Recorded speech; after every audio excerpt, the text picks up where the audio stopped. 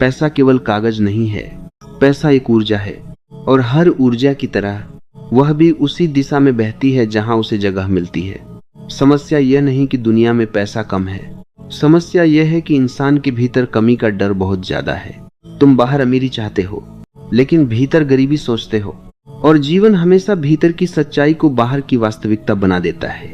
मनुष्य कहता है मेरे पास अवसर नहीं है, लेकिन सच्चाई यह है अवसर उसके सामने खड़े होते हैं और वह डर की वजह से उन्हें पहचान नहीं पाता, क्योंकि डर आंखों पर पर्दा डाल देता है। बचपन से तुम्हें क्या सिखाया गया कि पैसा कमाना मुश्किल है, कि अमीर लोग अलग होते हैं, कि ज्यादा सपने मत देखो।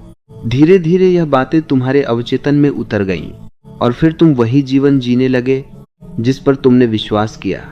जीवन हमेशा तुम्हारी सोच की प्रतिध्वनि बन जाता है।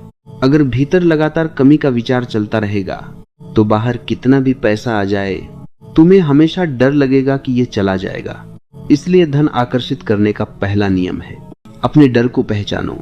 अपने आप से पूछो, क्या मैं सच में मानता हूं कि मैं समृद्ध जीवन जी सकता हूं? क्या मैं खुद को उस जीवन के योग्य समझता हूं? बहुत लोग पैसा चाहते हैं लेकिन भीतर से खुद को उसके लायक नहीं मानते, और जब इंसान खुद को योग्य नहीं मानता तो वह अपने ही हाथों अवसर खो देता है। दूसरा नियम है पैसे से भावनात्मक रिश्ता बदलो। बहुत लोग पैसे को सिर्फ चिंता से जोड़ते हैं, बिल, तनाव, डर, तुलना। लेकिन जिस चीज को तुम तनाव से जोड़ोगे तुम्हारा मन उससे दूर भागेगा। पैसे को सम्मान दो लेकिन पूजा मत बनाओ। पैसा साधन है, तुम्हारी चेतना उससे कहीं बड़ी है। जब तुम ग्रेटिट्यूड के साथ कमाते हो, जागरूकता के साथ खर्च करते और विश्वास के साथ बचाते हो, तब तुम्हारा मन अबंडेंस की फ्रीक्वेंसी पर आने लगता है। तीसरा नियम है क्लैरिटी। अधिकतर लोग सिर्फ इतना कहते हैं, मुझे बहुत पैसा चाहिए। लेकिन क्यों चाहिए? किस लिए चाहिए? कैसा जीवन बनाना चाहते हो? जिस इंसान की दिशा साफ नहीं होती उसकी ऊर्जा बिखर जाती है। यूनिवर्स धुंधले संकेत नहीं समझता, तुम्हें साफ होना पड़ेगा।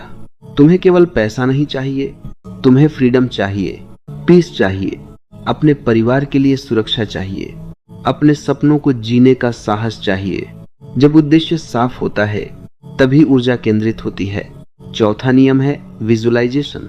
सिर्फ सपने देखना काफी नहीं है, महसूस करना जरूरी है।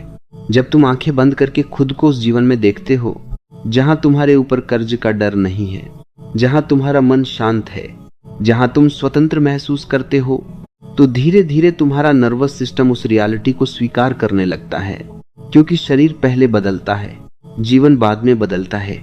पांचवा नियम है वैल्यू। पैसा हवा से नहीं आता, पैसा वैल्यू के पीछे आता है।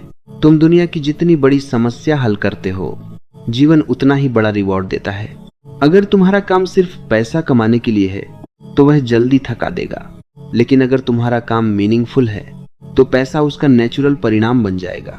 छठा नियम है पेशेंस। आज का इंसान तुरंत परिणाम चाहता है। 2 दिन एफर्मेशंस करेगा, 3 दिन मेहनत करेगा, फिर कहेगा कुछ नहीं बदला। लेकिन प्रकृति इतनी जल्दी काम नहीं करती। बीज बोने के बाद किसान हर घंटे मिट्टी नहीं खोदता, वह भरोसा रखता है, पानी देता है, धैर्य रखता है। वैसे ही अबंडेंस भी धीरे धीरे उगता है। अब सबसे गहरी बात, सेल्फ वर्थ। तुम्हारा बैंक बैलेंस अक्सर तुम्हारी इनर वैल्यू का रिफ्लेक्शन होता है। अगर भीतर लगातार यह आवाज चलती रहे कि मैं इतना डिजर्व नहीं करता, तो जीवन भी तुम्हें उतना ही देगा जितना तुम खुद को योग्य मानते हो। इसलिए खुद को छोटा मत समझो। तुम्हारी स्किल्स, तुम्हारा समय, तुम्हारी एनर्जी, इन सब की वैल्यू है। जब इंसान खुद की वैल्यू समझ लेता है तब दुनिया भी उसकी वैल्यू समझने लगती है। और अंत में सबसे महत्वपूर्ण बात, अबंडेंस फ्यूचर में नहीं है, अबंडेंस अभी है। अगर तुम आज भी डर, शिकायत और कमी में जी रहे हो तो कल भी वही दोहराया जाएगा। लेकिन अगर आज ग्रेटिट्यूड में जीना शुरू कर दो, छोटी चीजों के लिए थैंकफुल होना शुरू कर दो, तो धीरे धीरे तुम्हारा मन स्कैर्सिटी से अबंडेंस में शिफ्ट होने लगता है। पैसे के पीछे भागो मत, अपने आप को उस स्तर का बनाओ जहां पैसा सहज रूप से तुम्हारी ओर आने लगे। क्योंकि पैसा मेहनत से पहले माइंडसेट में जन्म लेता है, और जिस दिन तुम्हारी कॉन्शियसनेस बदल गई उस दिन तुम्हारी रियलिटी भी बदलनी शुरू हो जाएगी।